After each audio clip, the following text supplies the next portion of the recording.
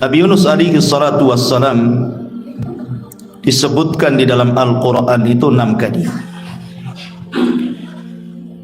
dan 2 kali disebutkan dengan sifatnya. Pertama disebut dengan Dhunnun, dan yang kedua disebut Sahibul Hud. Nun itu artinya ikan, Hud juga artinya ikan. Adapun nasab beliau, Nabi SAW menyebut dengan sebutan Yunus ibn Matta, dan menjadi khilaf para ulama siapa Matta ini. Ada yang mengatakan Matta itu artinya ibunya. Jadi hanya ada 2 nabi dari seluruh nabi-nabi itu yang dinasabkan kepada ibunya, satu Isa ibnu Maryam, dan yang kedua Yunus ibn Matta. Ini satu pendapat. Tetapi pendapat yang rajih wallahu alam, sebagaimana disebutkan oleh Abul Faraj Al-Imam Ibnu Jauzi rahimahullahu taala, bahwa Matta itu bukan ibunya tetapi bapaknya. Dan Matta sendiri adalah keturunan daripada Ya'qub alaihi salatu wassalam. Berarti Yunus ini adalah nabi dari nabi-nabi Bani Israel. Tapi ada juga yang mengatakan bahwa Yunus ini turunan daripada Binyamin. Binyamin ini saudara daripada Nabi Yusuf yang sekandung. Maka turunannya sampai kepada Nabi Allah Yunus ibn Matta alaihi salam. Adapun tempat diutusnya, Nabi Yunus alaihi salatu wassalam diutus ke sebuah kota namanya Mosul. Sekarang disebut Mosul, bahasa Arabnya disebut Musil. Di situ ada daerah namanya Nainawa. Sekarang menjadi ke gubernuran Nainawa di Irak sana, sebelah timur, dan tempatnya masih ada. Ada yang mengatakan bahwa ketika itu raja yang berkuasa namanya Yerobeam ibn Yoas. Itu menurut ahli kitab, tapi Quran tidak menyebutkan. Hanya dikirim kepada Nainawa begitu saja dalam hadis Nabi SAW. Kalau kita memperdalam kisah Nabi Yunus ini memang luar biasa. Nanti banyak syarat pelajaran yang kita akan petik, dan cukup panjang kisahnya karena disebutkan hampir di 6 ayat dalam Quran. Saya akan sebutkan 4 hadis, kemudian beberapa ayat dalam Al-Quran yang berkaitan dengan kisahnya Nabi Yunus. Hadis yang pertama, hadis ini dikeluarkan oleh Imam Bukhari dan Muslim dari Abdullah ibn Abbas radhiyallahu anhuma. Nabi SAW bersabda, la yambagi li abdin an yakula ana khairun min Yunus ibn Matta. Tidak boleh bagi seorang hamba mengatakan bahwa aku lebih baik dibandingkan Yunus ibn Matta. Bahkan dalam riwayat Abu Hurairah yang disahihkan oleh Syekh Nasiruddin Al-Albani rahimahullahu taala, Rasul mengatakan, ana man qala ana khairun min Yunus ibn Matta faqad kadzab. Barang siapa yang mengatakan saya lebih baik dibandingkan Yunus, maka dustakan kata-katanya. Sebagian para ulama ketika memahami 2 hadis ini, bukan berarti kemudian Yunus lebih tinggi derajatnya atau lebih mulia dibandingkan Rasul, tidak. Boleh jadi, kata para ulama, Nabi SAW mengatakan seperti ini karena belum tahu bahwa dia adalah afdalul anbiya, bahwa dia adalah seutama-utamanya Nabi. Maka dia mengatakan seperti itu. Itu satu pendapat. Yang kedua, boleh jadi Rasul SAW mengatakan seperti itu karena tawadhu. Karena Nabi SAW merendah dirikan dirinya dan tidak takabur, tidak sombong. Sebagaimana hadis Rasul mengatakan, ana sayyidu waladi ibni Adam yaumal qiyamah wala fakhr. Saya adalah pemimpin bagi seluruh anak-anak Adam dan saya tidak sombong. Artinya mengatakan seperti ini bukan dalam bentuk kesombongan, tetapi karena tawadhu dari sifat-sifat Rasul. Jadi Rasul ketika mengatakan, siapa yang mengatakan saya lebih baik dibandingkan Yunus, dustakan kata-katanya. Ini adalah perkataan bentuk tawadhu'nya Nabi sallallahu alaihi wa ala alihi wasallam. Karena kenyataannya tentu Rasul jauh lebih mulia dibandingkan Nabi Yunus, ya. Karena beliau adalah ulul azmi, sayyidul anbiya'i wal mursalin. Adapun hadis yang masyhur yang nomor 2 yang sering didengar, la tufaddiluni ala Yunus ibn Matta, jangan kalian utamakan aku di atas Yunus ibn Matta. Hadis ini dikatakan oleh para ulama la asla lahu, tidak ada asalnya dalam lafaz seperti ini. Tetapi yang betul, yang rajih, yang sahih adalah hadis pertama yang saya tadi baca. Kemudian yang ketiga, disebutkan dalam musnad antara Utsman sedang duduk di masjid menghajat. Kemudian Sa'd bin Abi Waqqas mengucapkan salam, Assalamualaikum ya Utsman. Tapi Utsman tidak jawab. Assalamualaikum ya Utsman. Utsman tidak jawab. Assalamualaikum ya Utsman. Utsman pun tidak jawab. Akhirnya Sa'd bin Abi Waqqas marah, karena menjawab salam itu hukumnya wajib. Dan Rasul pernah mengatakan bahwa salah satu sebab orang itu akan tertanam saling cinta di antara kaum muslimin itu dengan afsyus salam, menyebarkan salam. Artinya ketika kita mengucapkan salam kok tidak dijawab, berarti ada masalah tuh. Ada apa dengan saya? Begitu maksudnya. Makanya kemudian Sa'd bin Abi Waqqas akhirnya melapor kepada Umar ibn al-Khattab radhiyallahu anhu bahwa dia tadi ketemu Utsman mengucapkan salam tak mau jawab. Akhirnya kemudian Umar pun memanggil Utsman ibn Affan radhiyallahu anhu. Kemudian Umar pun meninterogasi Utsman dan mengatakan, ya Utsman, tadi saudaramu Sa'd bin Abi Waqqas mengucapkan salam, kenapa kau tak jawab? Maka Utsman ibn Affan radhiyallahu anhu mengatakan, saya tidak tahu, bahkan saya tidak dengar. Kalau saya tahu dan dengar, tidak mungkin saya tidak menjawab salam.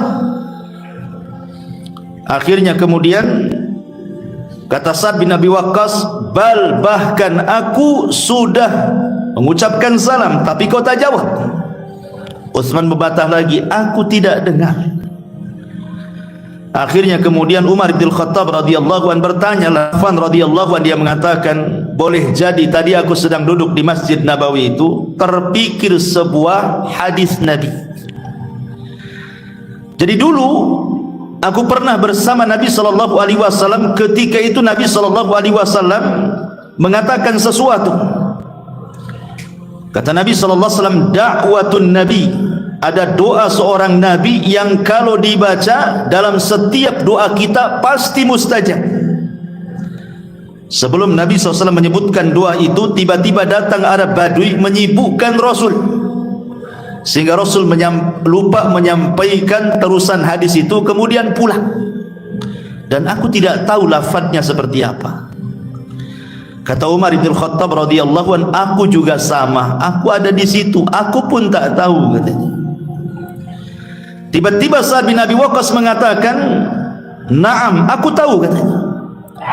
Karena peristiwa itu ketika Rasul sallallahu alaihi wasallam tiba-tiba setelah ngobrol dengan Arab Badui itu langsung pulang, aku ikuti di belakangnya. Dan aku malu untuk memanggil Nabi sallallahu alaihi wasallam karena sudah dekat dengan pintu rumahnya, maka aku hentakkan kakiku ke tanah supaya ada suara. Maka rupanya Rasul paham, dia melihat rupanya ada Sa'd bin Abi Waqqas. Maka Nabi sallallahu alaihi wasallam mengatakan, ada apa ya Aba Ishaq? Maksudnya kunyah Sa'd bin Abi Waqqas. Kemudian dia menceritakan, tadi engkau mengatakan dakwatun nabi, ada doa seorang nabi yang kalau dibaca dalam doa-doa kita mustajab. Maksudmu apa wahai Rasul? Maka Nabi SAW kemudian mengatakan, da'watu dhinnuni idh huwa fi batnil huti la ilaha illa anta subhanak inni kuntu minadh dhalimin fa innahu lam yada' biha muslimun rabbahu fi syai'in qad illa istajaba lahu. Kata Rasul, oh iya, maksud saya adalah doanya Nabi Yunus alaihi salatu wassalam ketika di perut ikan. La ilahalkan doa ini ketika berdoa kepada Rabbnya untuk meminta sesuatu, pasti Allah kabulkan, kata Nabi. Maka Utsman pun berterima kasih kepada Sa'ad dan juga Amirul Mukminin Umar bin Khattab karena Sa'ad hafal doa itu dari Nabi SAW. Syahidnya di sini apa? Sa'ad bin Abi Waqqas mendengar hadis dari Nabi SAW tentang doanya Dhinnun. Dhinnun itu maksudnya Nabi Yunus dengan doa la ilaha illa anta subhanaka inni kuntu minadh dhalimin. Artinya ada hubung kait antara Nabi Yunus dengan Nabi SAW. Ini riwayat yang ketiga. Riwayat yang keempat dikisahkan oleh Al-Imam Ibn Hisham di dalam sirahnya, Sirah Ibn Hisham, pakar sejarah. Jadi ketika Nabi SAW tidak bisa lagi berdakwah di Mekah, karena ketika itu Abu Talib sudah meninggal, Khadijah pun juga sudah meninggal, dan tahun meninggal keduanya disebut Amul Hazni, tahun kesedihan. Maka Rasul pun kemudian berusaha berdakwah di tempat lain. Berangkatlah Rasul ke Taif. Rupanya di Taif pun kurang lebih sambutan penduduk Taif juga kurang lebih dengan penduduk Mekah. Mereka pun kasar kepada Rasul. Anak-anak justru menanam duri, perempuan mencaci maki, laki-laki melempar batu, dan begitu seterusnya. Sampai Rasul harus lari 1 mil bersama Zaid ibn Harithah, sebuah kebun kurma. Kebun kurma ini yang punya adalah Utbah dan Syaibah. Rasul istirahat di kebun kurma itu bersama Zaid ibn Harithah dengan luka di badan. Tiba-tiba kemudian Utbah dan Syaibah ini merasa kasihan. Lah Utbah dan Syaibah ini punya budak namanya Addas. Addas ini bukan orang musyrik, dia orang Nasrani. Dia jadi budaknya Utbah dan Syaibah.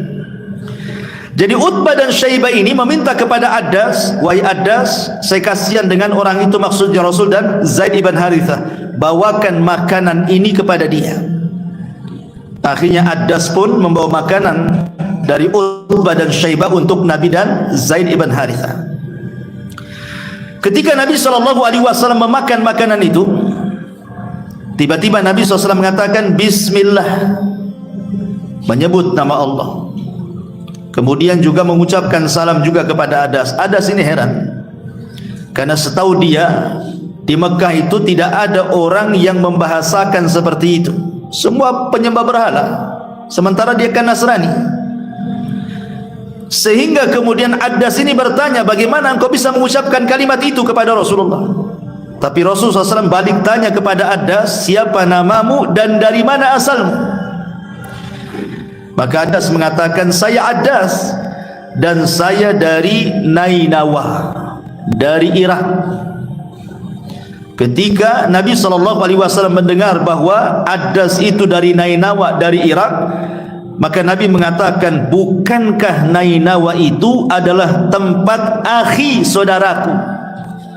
Kemudian Rasul mengatakan, dialah tempat saudaraku Yunus ibn Matta. Kagetlah Addas ini, karena Addas ini orang Nasrani. Kisah tentang Yunus itu masyhur di Nainawa sana. Kenapa orang ini tahu kisahnya? Kemudian Rasul menceritakan tentang Nabi Allah Yunus alaihi salatu wassalam di hadapan Addas. Makin takjub lagi Addas. Kemudian Addas mengatakan, kok kamu tahu kisah itu wahai Tuan? Maka Rasul mengatakan, ya, karena saya Nabi dan Yunus ibn Matta saudaraku juga Nabi. Tiba-tiba Adas kemudian memeluk Rasul, mencium kening dan hampir mencium kaki Nabi SAW. Utbah dan Syaibah dari kejauhan khawatir, kok bisa baru ketemu kok kepengaruh gitu ya. Jadi panggillah kemudian Adas ini, kemari. Kemudian kata Utbah dan Syaibah ini mengatakan, la yasrifuka an dinika fa inna dinaka khairun min dinihi. Adas, jangan kau ganti agamamu, kata. Agamamu lebih baik dibandingkan agama orang itu, kata. Syahidnya di sini apa? Nabi SAW menceritakan kisah Nabi Yunus di hadapan Adas, dan di sini tersebut tempat dakwah Nabi Yunus, Nainawa, Irak. Berarti ada hubung kait antara Nabi Yunus dengan Nabi SAW. Ini riwayat-riwayat yang sahih, yang masyhur tentang Nabi Yunus dalam hadis-hadis Nabi SAW. Baik, ini ditinjau dari hadis. Sekarang masuk pada ayat. Masyaallah muslimin yang dimuliakan Allah Azza wa Jalla. Allah Subhanahu wa taala menyebutkan kisah Nabi Yunus ini di beberapa surat dalam Al-Qur'an, di antaranya An-Nisa ayat 163, kemudian Al-Anbiya ayat 87 88, kemudian As-Saffat ayat 139 dan 148, dari 139 dan 148, kemudian surah Yunus sendiri ayat 98, kemudian Al-Qalam ayat 48 sampai 50, dan yang terakhir surah Al-An'am ayat 84 sampai 86. Inilah 6 surat yang mengkisahkan tentang kisah Nabi Yunus alaihi salatu wassalam. Pertama surah An-Nisa ayat 163. Allah Subhanahu wa taala mengatakan, inna auhayna ilaika kama auhayna ila Nuhin wan nabiyina min ba'di wa auhayna ila Ibrahim wa Ismail wa Ishaq wa Yaqub wal asbat wa Isa wa Ayyub wa Yunus wa Harun wa Sulaimana wa ataina Dawuda zabura. Sungguh kami telah mewahyukan kepada wahai Muhammad sebagaimana kami telah mewahyukan kepada Nuh dan nabi-nabi setelahnya, dan kami telah mewahyukan pula kepada Ibrahim, Ismail, Ishak, Yaqub dan seluruh cucu-cucunya, Isa, Ayyub, Yunus, Harun, Sulaiman, dan kami telah memberikan kepada Dawud 1 kitab Zabur. Perhatikan dalam surah An-Nisa 163 ini, Nabi Yunus alaihi salatu wassalam disebut satu nafas dengan nabi-nabi Bani Israel. Dan saya sudah katakan di mukaddimah, dari sini kita tahu bahwa Nabi Yunus itu satu di antara nabi-nabi Bani Israel. Ini syahid daripada An-Nisa 163. Kemudian juga disebutkan di dalam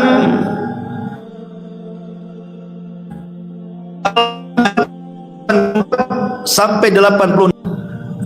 Wa wahabna lahu Ishaq wa Yaquba kullan hadaina wa Nuhan hadaina min qablu wa min dzurriyyatihi Dawud wa Sulaiman wa Ayyub wa Yusuf wa Musa wa Harun wa kadzalika nazil muhsinin wa Zakaria wa Yahya wa Isa wa Ilyasa kullun minas salihin wa Ismaila wal Yasa'a wa Yunusa wa Lutan wa kullan faddalna 'alal alamin.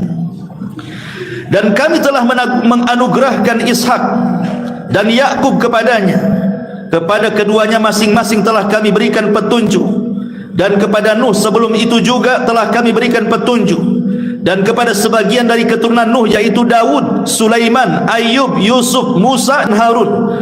Demikian pula kami memberikan balasan kepada orang-orang yang berbuat baik, dan Zakaria, Yahya, Isa, Ilyas, semuanya termasuk orang-orang soleh, dan Ismail, kemudian Al-Yasa, dan juga Yunus serta Lut, masing-masing kami lebihkan derajatnya di atas umat di masanya. Di sini pun tersebut kalimat Yunus dan dimasukkan dalam deretan nabi-nabi Bani Israel. Baik, adapun kisah yang lengkap, langsung kita masuk kepada kisah yang lengkap, adalah disebutkan di dua surat dalam Al-Quran. Pertama surah As-Saffat dan yang kedua surah Al-Anbiya. Termasuk pada surah Al-Anbiya ayat 87 sampai 88. Disinilah dimulai kisahnya Nabi Yunus. Taib. Allah Subhanahu wa taala mengatakan, "Wa dhannuni idh dhahaba mughadiban fadhanna an lan naqdira alayhi fanada fi dhulumati an la ilaha illa anta subhanak inni kuntu minadh dhalimin fastajabna lahu wa najjaynahu minal ghammi wa kadzalika nunjil mu'minin." Dan ingatlah kisah Dhunnun. Dhunnun maksudnya pemilik ikan. Dhu itu pemilik, nun itu artinya ikan. Tapi yang dimaksud di sini adalah Yunus alaihi salatu wassalam, sebutannya adalah Dhunnun. Ketika dia pergi dalam keadaan marah, lalu dia menyangka bahwa kami tidak akan menyulitkan kehidupannya, maka dia berdoa dalam keadaan yang sangat gelap. Tidak ada Tuhan selain Engkau, Maha Suci Engkau, sungguh aku termasuk orang-orang yang zalim. Maka kami kabulkan doanya dan kami selamatkan dia dari kedukaan, dan demikianlah kami menyelamatkan orang-orang yang beriman. Kemudian lanjutannya dalam surah As-Saffat, wa inna Yunusa laminal mursalin idh abaqa ilal fulqil mashhun fasahama fakana minal mudhadin faltaqamahul hud wa huwa mulim falaula annahu kana minal musabbihina lalabitha fi batnihi ila yaumi yub'atsun fanabadnahu bil ara wa huwa sakin wa ambatna alaihi syajaratan min yaqtin wa arsalnahu ila mi'ati alfin aw yazidun fa amanu famatta'nahum ilahin. Dan sungguh Yunus benar-benar termasuk salah seorang rasul. Ingat, ketika dia lari dari kaumnya menuju kapal yang penuh muatan, kemudian dia ikut diundi, ternyata dia termasuk orang-orang yang kalah undian. Maka dia ditelan oleh ikan besar dalam keadaan tercelah. Maka sekiranya dia tidak termasuk orang-orang yang bertasbih kepada Allah, niscaya dia akan tetap tinggal di perut ikan itu sampai hari dibangkitkan. Kemudian kami lemparkan dia ke daratan yang tandus, sedang dia dalam keadaan sakit. Kemudian untuk dia kami tumbuhkan sebatang pohon dari jenis labu, dan kami utus dia kepada 100.000 orang atau lebih, lalu mereka beriman. Karena itu kami anugerahkan kenikmatan hidup kepada mereka hingga waktu yang ditentukan. Ma'asyiral muslimin yang dimuliakan Allah Subhanahu wa taala, kita tahu bahwa Nabi Yunus alaihi salatu wassalam, dari ayat-ayat dan hadis-hadis yang kita baca tadi, Nabi Yunus diutus ke kaum yang disebut dengan Nainawa. Di mana Nainawa? Di Musil. Di mana Musil? Di Irak. Berapa jumlah kaum yang diutus Allah Yunus kepada mereka? Allah mengatakan 100.000 lebih. Itu jumlah kaumnya Nabi Yunus alaihi salatu wassalam, mi'atu alfin aw yazidun, 100.000 atau lebih dari itu.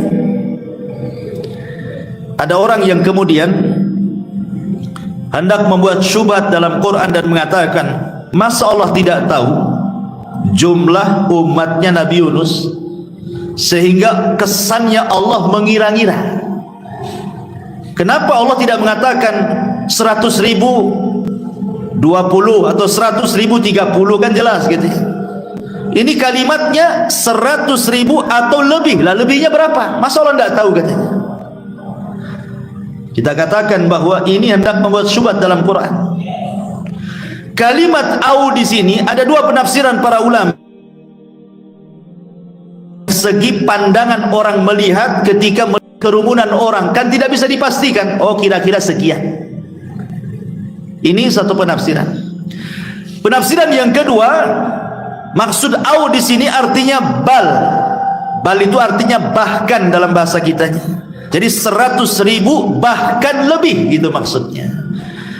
Ada yang mengatakan lebihnya itu maksudnya 20.000, ada juga yang mengatakan 30.000, ada yang mengatakan 40.000. Jadi umatnya Nabi Yunus itu 120.000, ada yang mengatakan 130.000, ada yang mengatakan 140.000 umat. Lah Yunus diutus kepada umat sebanyak itu. Tidak ada nabi sebelum Nabi SAW yang diutus kepada umat sebanyak umatnya Yunus alaihi salatu wassalam. Tetapi semua para nabi diutus kepada kaumnya itu dalam rangka berdakwah tauhid, mesti ada yang mengingkari. Subhanallah, kata para ulama sejarah, ketika Nabi Yunus alaihi salatu wassalam berusaha mendakwahkan dakwah tauhid, rupanya tidak ada yang beriman kecuali 2 orang. Padahal Nabi Yunus itu berdakwah selama 33 tahun. Bukan waktu yang singkat 33 tahun itu, tapi yang masuk Islam cuma 2. Makanya Allah Subhanahu wa taala mengatakan di dalam Al-Qur'anul Karim tentang kisah-kisah Bani Israel, fariqan kadzabtum wa fariqan taqtulun. Ada sebagian umat itu yang mendustakan nabi-nabinya, ada sebagian umat itu yang lebih daripada itu membunuh para nabinya. Lah umatnya Yunus ini mereka mendustakan dakwahnya Nabi Yunus alaihi salatu wassalam, hanya 2 orang yang beriman. Padahal tabiat Nabi itu ikhwan tidak diutus dari luar daerah. Pamannya lahir di Batam diutus di Jawa, enggak. Atau lahir di Medan diutus di Batam, tidak. Semua para nabi itu diambil dari kaumnya. Dan itu disyaratkan dalam Al-Quran surah An-Nahl ayat 89. Allah mengatakan wa yauma nab'atsu fi kulli ummatin syahidan 'alaihim min anfusihim wa ji'na bika syahidan 'ala haula. Allah mengatakan, dan kami utus pada tiap-tiap umat ini saksi atas mereka dari kaumnya sendiri. Sebagaimana Nabi SAW lahir di Arab, maka dia berdakwah untuk bangsa Arab kala itu, tapi ajarannya untuk seluruh manusia. Maka Yunus pun itu lahir dari Nainawa.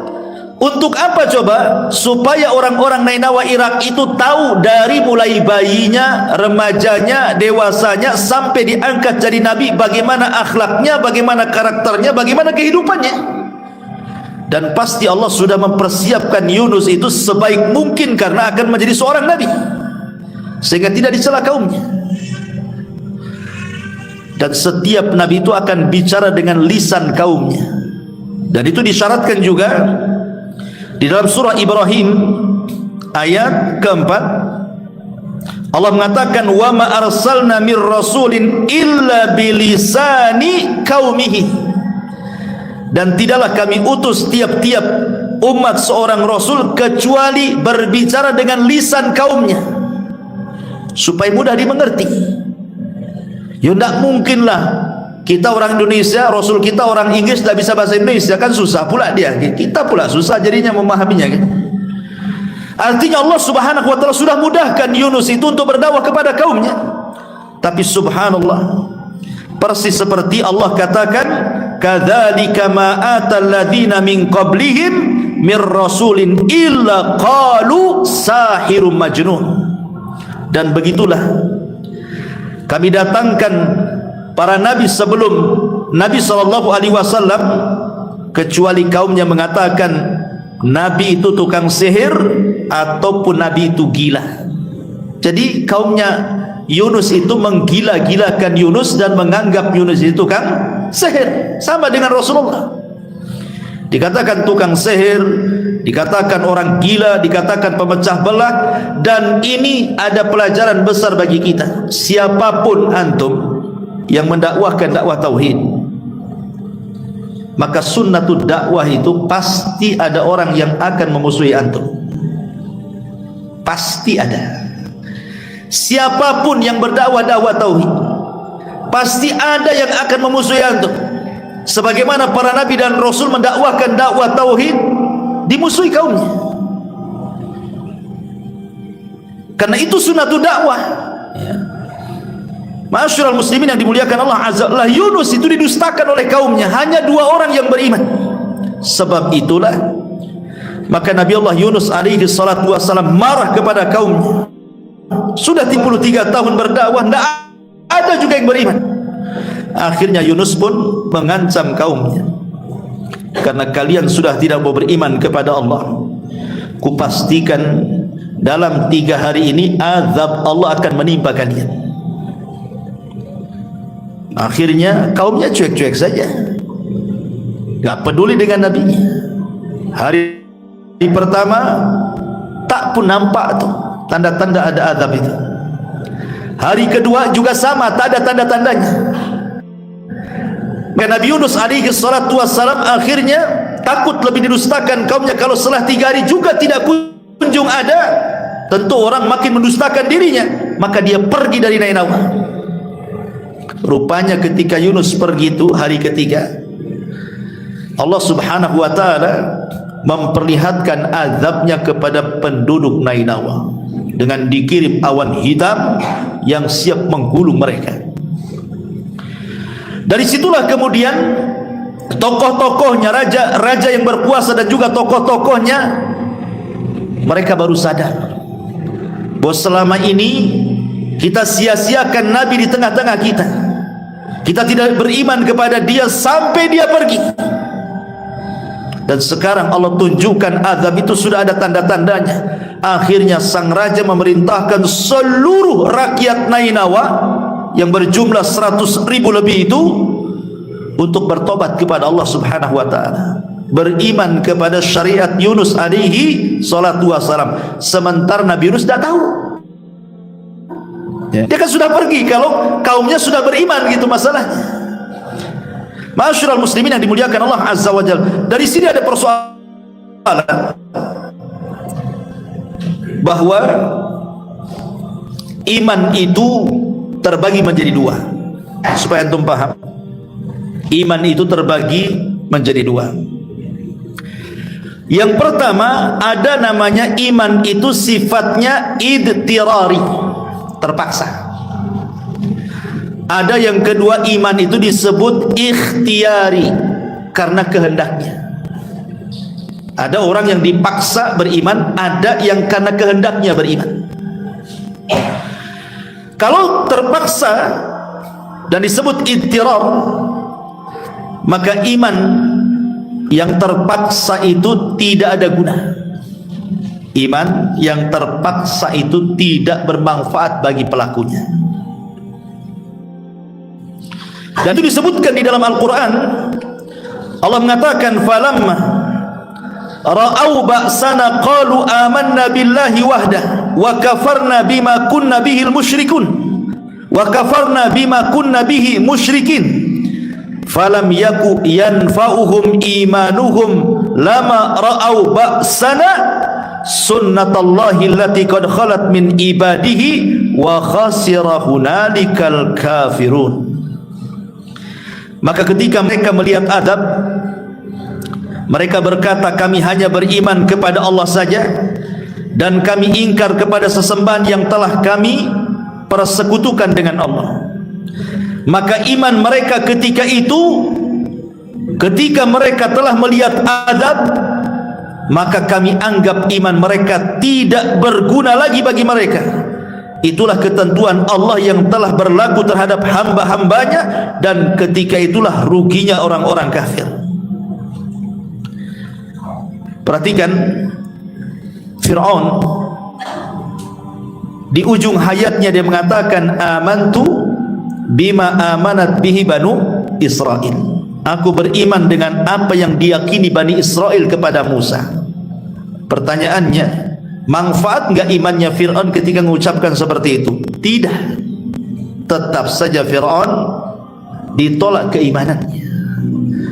Makanya dalam Islam itu kalau kita cerita taubat, dalam Islam sendiri mengatakan bahwa taubat itu akan diterima kalau seandainya ada dua perkara. Satu, belum ditenggorokan.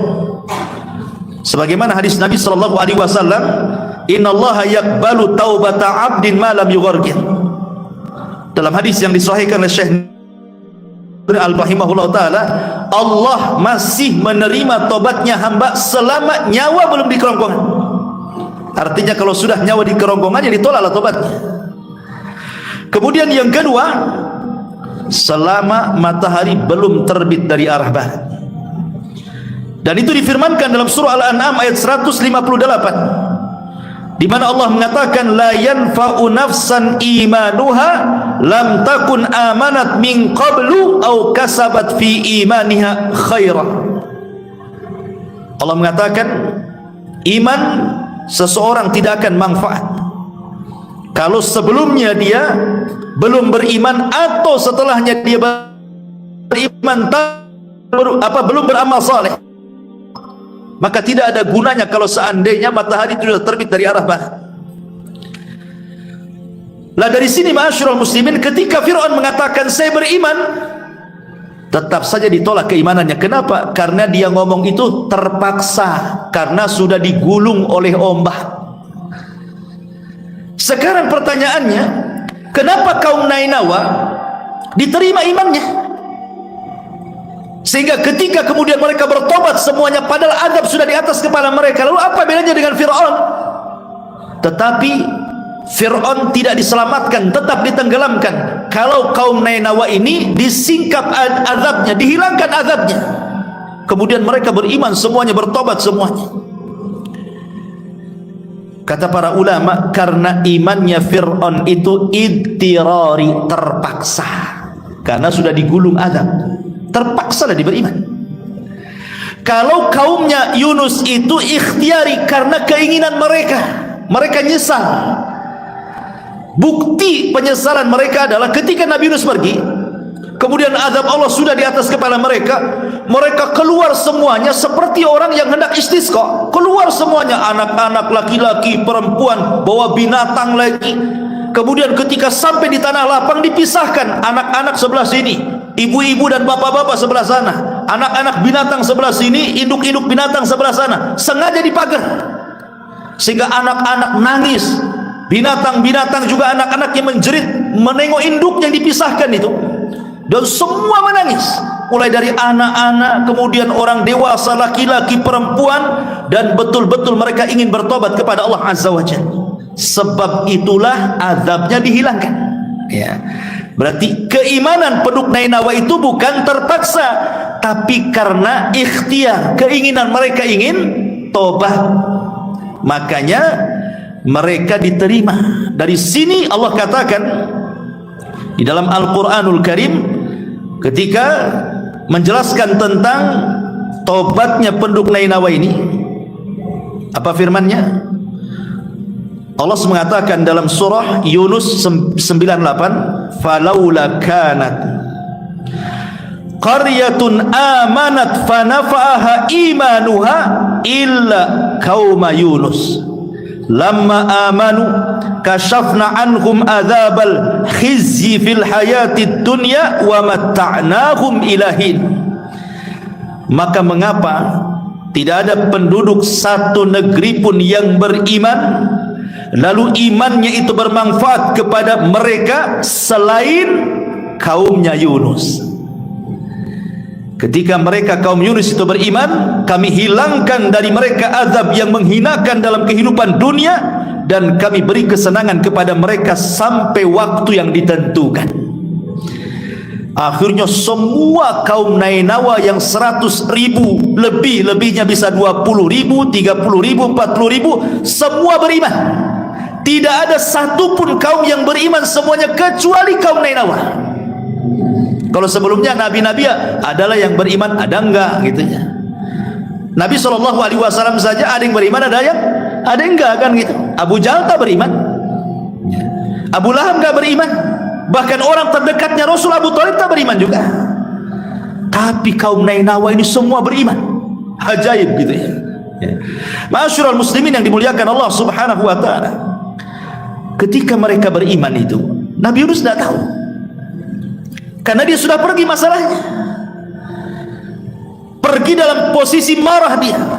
Makanya tadi Allah Subhanahu wa taala katakan wa dzannun, dan Nabi Yunus alaihi salatu wassalam, dzunnun itu idzahaba mughadibah. Dia pergi dalam kondisi marah. Ma'asyiral muslimin yang dimuliakan Allah Azza wa Jalla. Marah itu kadang-kadang perlu. Sebagaimana Nabi sallallahu alaihi wasallam dikisahkan oleh Aisyah radhiyallahu anha ummul mukminin.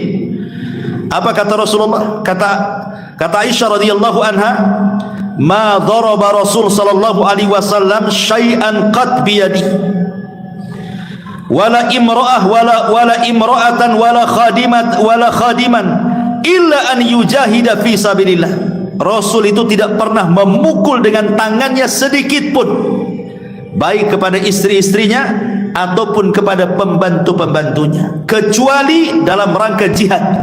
Kalau dalam jihad dia harus mengayunkan pedang lah. Kemudian kata Aisyah di ujung hadis, ya, dia mengatakan wa manila minhu syai'un qad fayantaqimu min sahibihi illa an yantahika syai'un min maharimillah fayantaqimu lillahi azza wajalla. Dan Rasul tidak pernah marah untuk membalas sesuatu dengan kemarahannya, kecuali kalau di hadapan ada orang-orang merobek kehormatan Allah. Kalau ada orang-orang yang merobek kehormatan Allah, melanggar yang diharamkan Allah Subhanahu wa taala, di sini Rasul marah. Rasul marah. Makanya ketika ada seorang wanita dari Bani Mahzumah, wanita ini anak pejabat, mencuri ketahuan. Kemudian orang-orang dari Bani Mahzum mengatakan, cobalah seseorang datang kepada Rasul, janganlah, dia kan wanita mulia, anak pejabat, masa mau dihukum dipotong tangan, kasihanlah dia. Akhirnya orang-orang ini mengatakan, coba kalau kalian datangi Usama bin Zaid. Bukankah Usama bin Zaid itu sahabat yang paling dicintai Nabi, karena dia anak daripada Zaid ibn Harithah, anak angkatnya. Coba lobi dia, mudah-mudahan berhasil agar Rasul tidak menghukum wanita pejabat dari Bani Mahzumah itu.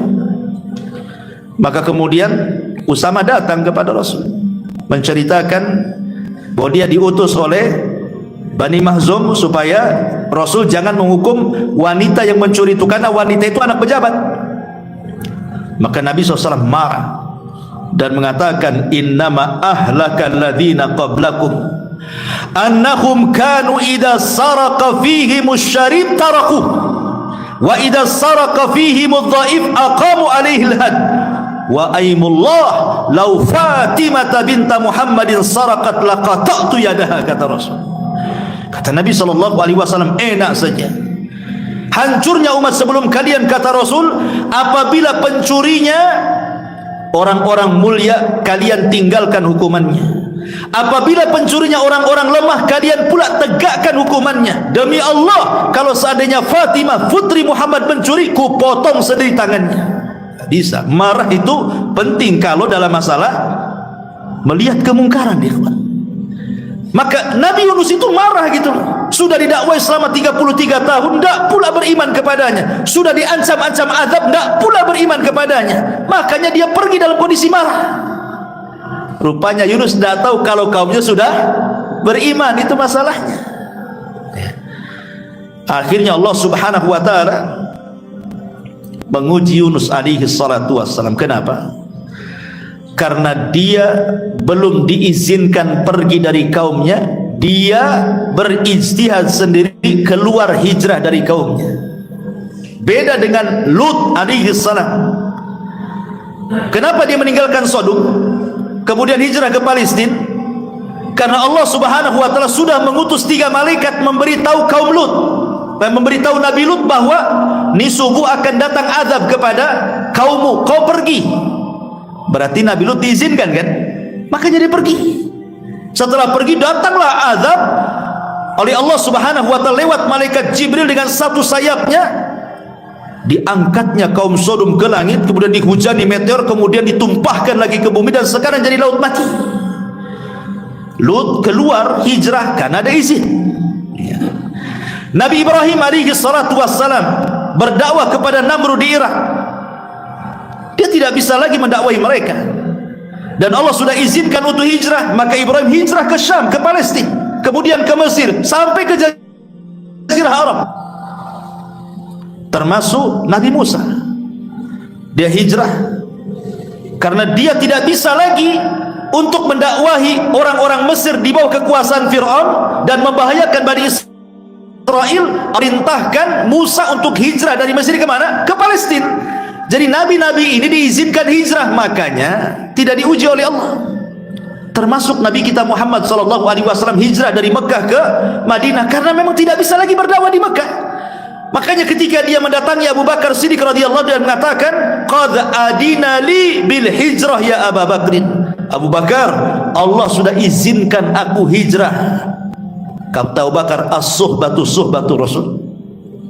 Bolehkah aku menjadi temanmu hijrahmu, menjadi teman hijrahmu? Kata Rasul, as-suhbatu suhbatu ya Abu Bakrin. Boleh kau jadi temanku. Maka Rasul pun setelah dapat izin Allah keluar dari Mekah hijrah ke Madinah. Lah Nabi Yunus ini belum ada izin, dia main keluar gitu saja. Makanya kemudian Allah Subhanahu wa taala menguji Nabi Yunus alaihi salatu wassalam. Akhirnya Nabi Yunus alaihi salatu wassalam pun diuji dengan ujian yang cukup berat oleh Allah Subhanahu wa taala ketika dia meninggalkan kaumnya dan hendak menyeberang lautan. Maka dia melihat ada kapal penuh dengan muatan dan penuh dengan penumpang juga. Akhirnya Nabi Yunus alaihi salatu wassalam naiklah ke kapal tersebut, naik ke kapal tersebut, kemudian mengambil tempat duduk di ujung, ya, karena penuh barang, penuh orang. Ketika datang waktu sholat, Nabi Yunus sholat di situ, dan orang-orang memperhatikan, menunjukkan bahwa ini orang mulia, ibadah sendiri di atas kapal. Tiba-tiba ma'asyiral muslimin yang dimuliakan Allah Subhanahu wa taala, ketika kapal ini sudah mulai berjalan ke tengah lautan, ada yang mengatakan tiba-tiba ada ikan paus atau ikan besar yang hendak menyerang perahu. Atau pendapat dari kalangan ahli tafsir, nggak ada dalilnya, ya. Ini kan pendapat saja. Ada juga yang mengatakan tiba-tiba datang petir sehingga menggoyang kapalnya. Kapal penuh dengan muat, bisa saja dia robohkan begitu. Tapi ada juga yang mengatakan bahwa datang ombak besar sehingga mengombang-ambingkan kapal, sehingga tidak harus dikurangi beban kapalnya. Kalau tidak, tenggelamlah kapal ini. Mulailah mereka mengeluarkan barang-barang di atas kapal untuk mengurangi beban kapal itu. Tapi sudah banyak dibuang barang-barang pun masih juga over kapasitas. Begitulah tamaknya orang kan, apalagi pedagang itu. Kapal ini kadang-kadang di luar kapasitasnya masih dijejeli barang saja kan. Penumpang tuh sudah seatnya habis masih juga masuk. Berdirilah di situ. Kalau saya lihat di India itu kereta itu, masya Allah, perasaan itu yang duduk di atas kereta itu tidak lebih banyak daripada di atas keretanya. Makin banyak penumpang di atas keretanya. Ma'asyiral muslimin yang dimuliakan Allah Azza wa Jalla. Akhirnya kemudian orang-orang pun berpikir, ini harus ada yang dikorbankan di antara kita. Tidak mungkinlah kita ini tenggelam rame-rame di sini. Kemudian dimintai kesepakatan semua orang yang dalam kapal itu, bagaimana kalau kita buat undian qara. Ya. Akhirnya kemudian sepakat, mau tidak mau yang terkena undian, karena sudah kesepakatan, harus loncat. Mulailah kemudian diundi satu persatu. Siapa? Oh, Bang Karim, loncat. Siapa lagi? Siapa lagi? Loncat. Terakhir pula nama Yunus keluar. Orang-orang sebagian tafsir mengatakan tidak mau Yunus itu meloncat. Kenapa? Karena ada orang yang tahu di kapal itu bahwa dia seorang nabi. Jangan dia, yang lain saja katanya. Atau ada juga yang berpendapat bahwa tidak ada yang tahu tetapi dia orang asing, tapi karena ketika dia masuk perahu dia sholat, berarti dia bukan orang jahat, dia orang baik-baik, orang mulia. Dan mereka sangat menghargai orang asing sehingga mereka mengatakan, oh jangan, ini kan bukan orang sini katanya, kita undi orang-orang kita saja katanya. Akhirnya diundi ulang, Yunus lagi keluar, terpaksalah kemudian Nabi Yunus alaihi salatu wassalam harus keluar dari kapal itu. Ma'asyiral muslimin yang dimuliakan Allah Subhanahu wa taala. Ada yang mengatakan bahwa kenapa alasan kemudian Nabi Yunus alaihi salatu wassalam diberikan bala oleh Allah seperti itu.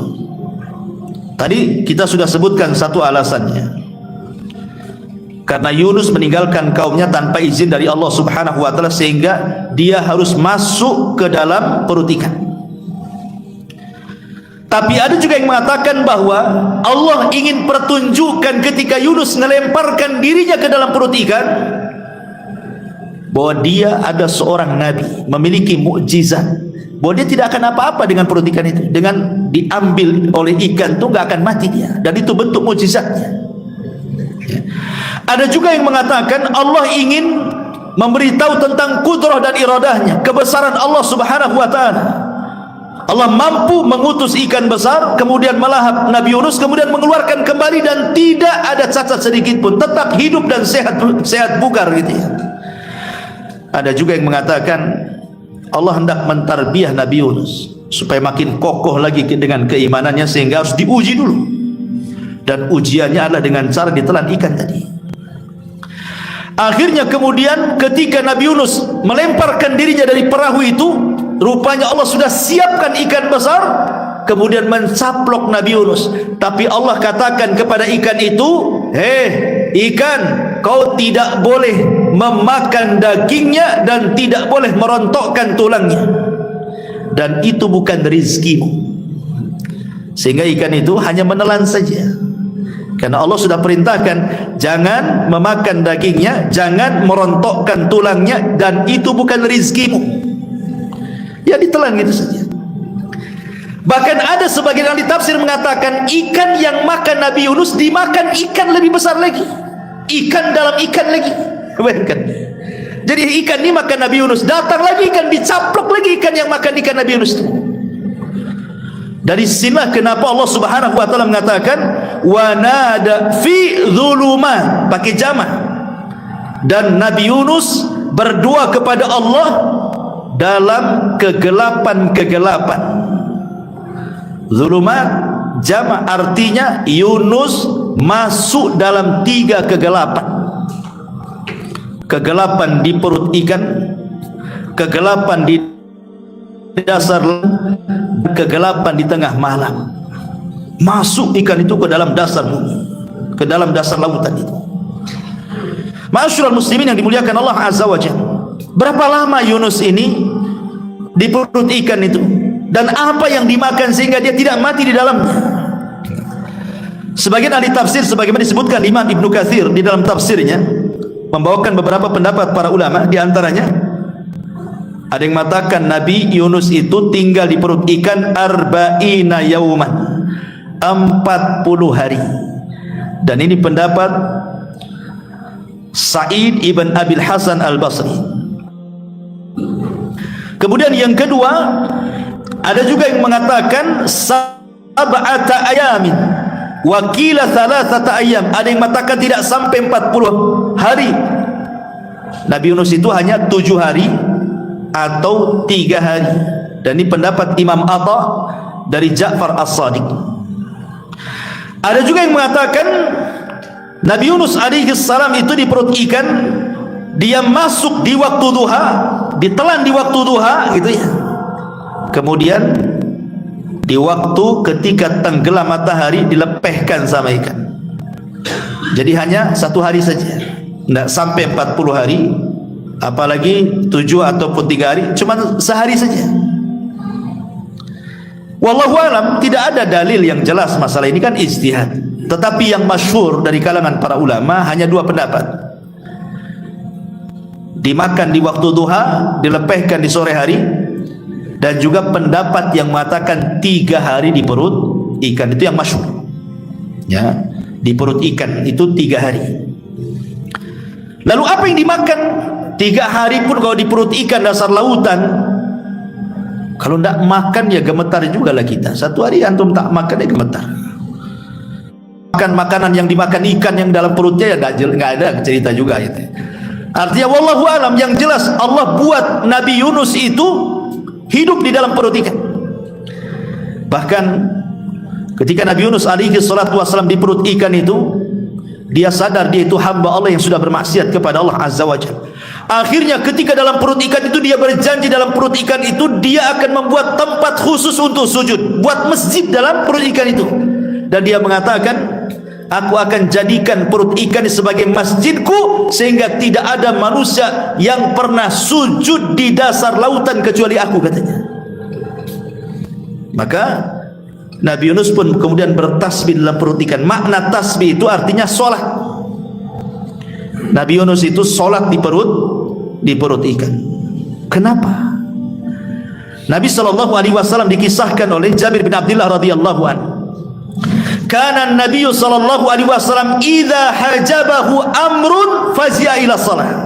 Rasul itu kalau ada masalah yang tidak bisa keluar, maka sebagai penyelesaiannya Rasul langsung salat. Dari sini Allah katakan wasta'inu bis sabri wassalah, mintalah pertolongan dengan sabar dan salat. Artinya kalau antum ada masalah, dan semua kita pasti ada masalah, maka minta masalah ini diselesaikan oleh Allah azza wajalla, karena dia yang mengirim masalah, dia yang akan mengurai masalah. Caranya gimana? Salat, berdoa dalam salat agar masalah kita cepat diselesaikan. Itu yang dilakukan Nabi Yunus alaihi salatu wasallam dalam kegelapan. Maka Yunus alaihi salatu wasallam di dalam 3 kegelapan itu, dia berusaha meminta pertolongan kepada Allah azza wa jalla dengan cara apa? Bertasbih. Awalnya Yunus ini ragu-ragu, mungkinkah Allah mendengar tasbih dia sementara dia berada di perut ikan di dasar lautan di tengah malam? Tapi Allah perdengarkan tiba-tiba tasbihnya penduduk laut yang ada di dasar laut. Tiba-tiba Yunus mendengar tasbihnya batu, tasbihnya ikan, macam-macam bertasbih. Dari sayup-sayup kedengaran orang ada makhluk yang bertasbih. Ya, karena Allah mengatakan wa im min kulli syai'in illa yusbihuna bihamdi. Tidak ada satu pun yang Allah ciptakan di permukaan bumi kecuali semua makhluknya bertasbih kepada Allah. Tetapi kan kita tidak tahu bagaimana tasbih mereka. Tapi Yunus diperdengarkan. Maka sejak dia diperdengarkan tasbih itulah, maka dia pun kemudian berdoa dan bertasbih kepada Allah subhanahu wa ta'ala, la ilaha illa anta subhanaka inni kuntu minadh dhalimin. Subhanallah. Nabi Yunus alaihi salatu wasallam tidak berdoa, tapi berzikir. Nabi Yunus tidak mengatakan ya Allah tolong aku, selamatkan aku, tidak.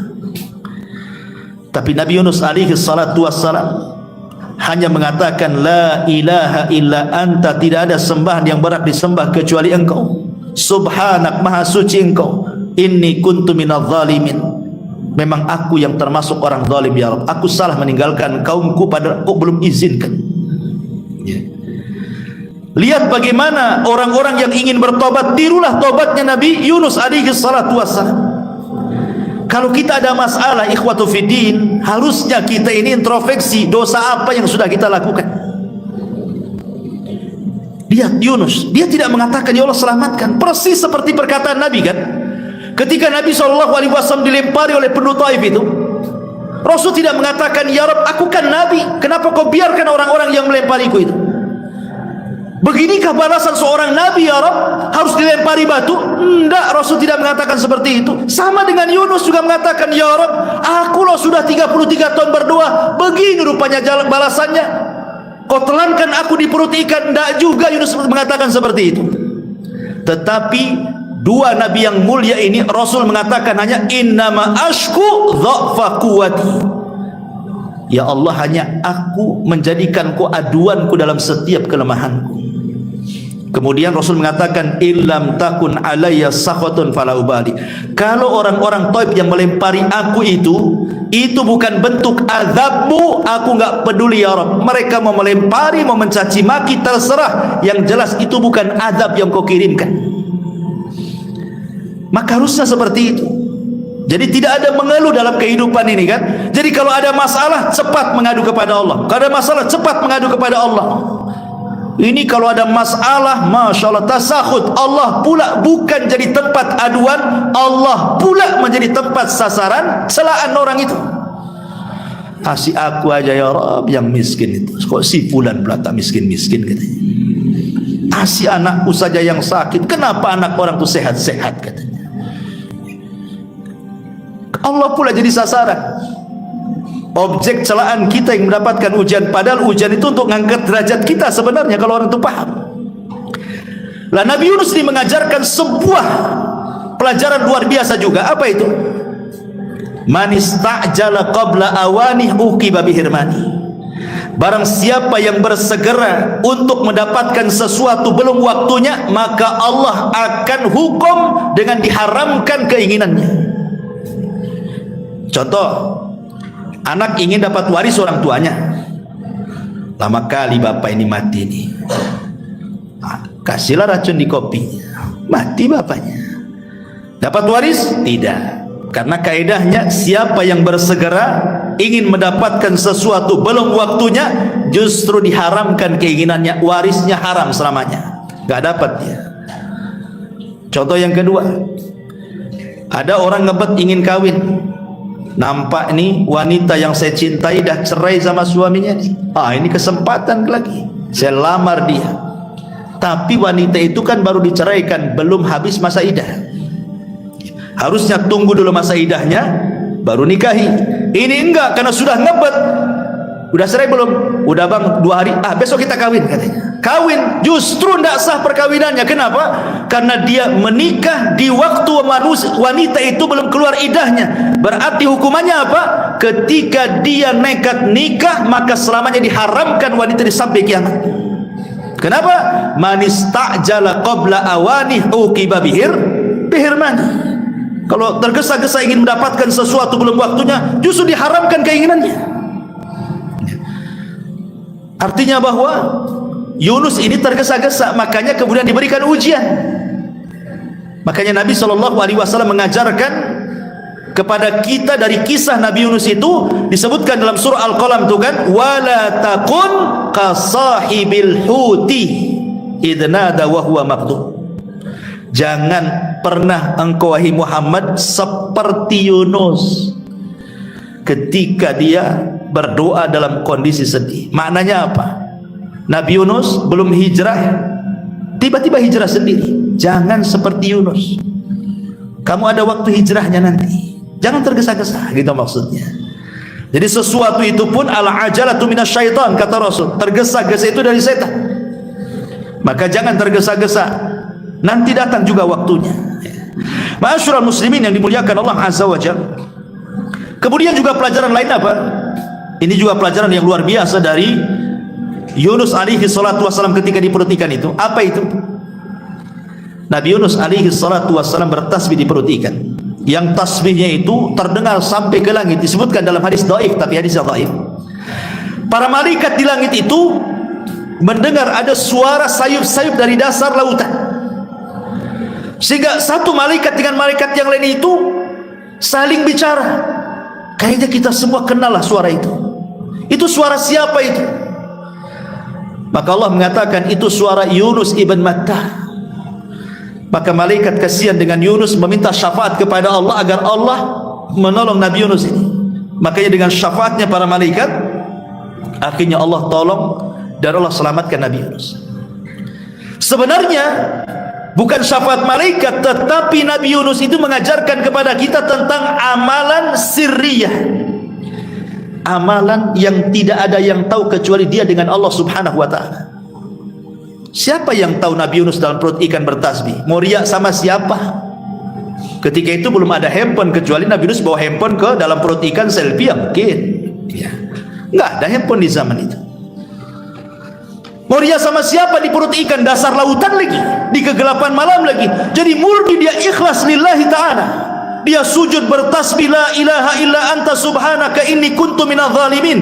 Kata para ulama, di antara manfaat amalus sir, amal yang tidak terang-terangan, yang tahu hanya kita dengan Allah saja, salah satunya adalah daf'ul bala, bahwa Allah subhanahu wa ta'ala akan mencegah adanya bahaya yang akan menimpa kita, dan kita bisa keluar dari bahaya itu. Contohnya apa? Seperti kisah Ashabul Ghar. 3 orang yang masuk ke dalam gua, tiba-tiba batu datang menutup pintu gua, tidak bisa keluar orang ini. Mereka mengatakan, matilah kita di sini, katanya. Akhirnya 3-tiganya azam untuk bertawasul dengan amalus sir, amal-amal rahasia yang tahu hanya mereka dengan Allah saja, dengan birrul walidain, dengan sedekah dan amanah, dan dengan menjaga kehormatan. Tiba-tiba batu menggelinding dan mereka bisa keluar. Ya, sama dengan Nabi Yunus ini. Dia melakukan amalus sir di dalam perut ikan, akhirnya Allah selamatkan. Makanya pentinglah dalam hidup kita ini ada amalan-amalan yang tidak ada yang tahu kecuali Allah saja. Gunanya apa? Di saat kita lagi kesulitan, kita bertawasulah dengan amalan itu. Ya Rabb, dulu aku pernah sholat malam, gak ada yang tahu kecuali aku saja, dan aku ikhlas. Aku lagi susah nih ya Rabb, tolong. Kan enak ya. Tapi masalahnya, amalan mana di antara amalan kita yang tersembunyi, ikhwan? Semua tampak masalahnya. Sholat kalau bisa orang tahu, sedekah kalau bisa orang muji, gitu ya. Haji kalau bisa orang tahu, kemudian disebut Pak Haji, Bu Haji, dan begitu seterusnya. Kayaknya amalan kita ini maunya itu dibicarakan. Kembali bahwa setelah itu kemudian Nabi Yunus alaihi salatu terus bertasbih. Akhirnya Allah katakan, faltaqamahul hut wa huwa mulim falaula annahu kana minal musabbihin la labisa fi batnihi ila yaumi yub'atsun. Maka dia ditelan oleh ikan besar dalam keadaan tercela, maka sekiranya dia tidak termasuk orang-orang yang bertasbih kepada Allah, niscaya dia tidak akan pernah keluar dari perut ikan itu sampai kiamat dibangkitkan. Tapi karena dia seorang nabi yang bertasbih, maka Allah keluarkan dia dari perut ikan. Ikan naik ke atas, dilepehkan Nabi Yunus. Di mana coba? Di tanah tandus. Di tanah tandus, nggak ada apa-apa di situ. Nggak ada pohon, nggak ada binatang, nggak ada makanan, nggak ada minuman. Padang tandus, padang pasir. Dilepehkan di situ. Ada yang mengatakan kondisi Yunus seperti bayi baru dilahirkan itu, lemes. Ya. Akhirnya Allah Subhanahu Wa Taala disebutkan dalam ayat selanjutnya, Allah tumbuhkan satu tumbuhan. Apa itu? Fanabadnahu bil ara wa huwa faambatna alaihi syajaratan min yaqtin, dan kami tumbuhkan untuk dia sebatang pohon dari jenis labu. Jadi ketika dilepehkan kan masih lemas dia, tiba-tiba Allah tumbuhkan satu tumbuhan di dekat kepalanya. Kemudian tumbuhan itu menutupi wajahnya, menutupi badannya itu. Tiba-tiba cepat aja dia tumbuh, daunnya membesar, kemudian langsung berbuah. Enak tuh kalau kita punya biji labu, ya kan? Pagi tanam, sore panen. Nah, tapi kan tak ada. Ya, ini kan cerita-cerita mukjizat, ya kan? Atau nanam pohon mangga, pagi tanam peloknya, besok pula dah panen. Mangga ajaib itu. Ya. Lah Yunus diletakkan pohon labu. Sedikit faedah labu kata para ulama. Labu ini ad-dawa wasyifa wal ghada. Buah-buahan sejenis labu itu dikatakan oleh para ulama, dia adalah ad-dawa, bisa jadi obat. Asyifa bisa jadi stamina kesehatan, al-ghada bisa jadi makanan. Dan Nabi SAW sangat mencintai labu. Sebutkan dalam hadis, kana Nabi SAW yuhibbuhu wa yaqul innaha syajaratu akhi Yunus. Nabi itu suka makan labu dan dia katakan inilah makanan saudaraku Yunus. Bahkan Anas bin Malik radhiyallahu mengatakan, suatu ketika aku diundang makan bersama Nabi SAW. Tiba-tiba Rasul dalam makanan itu, dalam lauknya mencari-cari lauk labu. Dan Anas memperhatikan, ya, rupanya Rasul suka labu. Sejak itulah, kata Anas, aku disukakan labu karena Rasul suka dengan labu. Tak tahu antum suka labu atau enggak nih? Nabi suka. Kenapa? Ada yang mengatakan bahwa labu ini bermanfaat. Kalau di Arab sana, Rasul itu selalu mencampurkan makanan labu dengan kurma. Jadi makan bareng-bareng tuh, labu, kurma langsung dimakan. Kenapa? Karena kurma itu membawa panas, labu itu membawa dingin. Jadi kalau makan kurma terus-terusan di musim panas, tensi darah naik. Tapi kalau makan labu terus-terusan di musim dingin, tensi darah merendah. Bisa darah rendah, datang penyakit darah rendah akhirnya. Ketika mencampurkan yang panas dan dingin, stabilah itu tekan darah itu. Itu dari segi kesehatan. Lah kenapa kemudian labu itu dikatakan oleh para ulama asy-syifa'u wad-dawa'u wal ghada? Dia obat, stamina, dan makanan. Itu pula yang ditumbuhkan di samping Nabi Yunus itu. Makan labu dia. Makanya setelah makan ada tenaga. Ketika itulah maka Nabi Yunus alaihi salatu wassalam, pertama dia berjumpa dengan penggembala kambing. Kemudian dia cerita, akhirnya penggembala kambing ini menceritakan tentang kisah Nainawa, bahwa mereka sudah beriman semuanya. Senanglah Yunus. Maka Yunus pun kemudian kembali ke Nainawa, terus mengokohkan keimanan Nainawa yang jumlahnya 100.000, ada yang mengatakan 100.000 dan bahkan lebih-lebihnya bisa 20.000, 30.000, 40.000, semua beriman kepada Allah, dan Allah berikan nikmat yang melimpah kepada kaum Nainawa kala itu. Sampai akhirnya Allah takdirkan Nabi Yunus meninggal dunia. Tetapi ya, yang namanya kaum-kaum dulu diceritakan dalam Al-Quran, setelah meninggal nabinya, sedikit demi sedikit mereka pun kufur kepada Allah subhanahu wa ta'ala. Maka setelah mereka kufur, Allah utus lagi seorang nabi setelah Yunus alaihi salatu wassalam.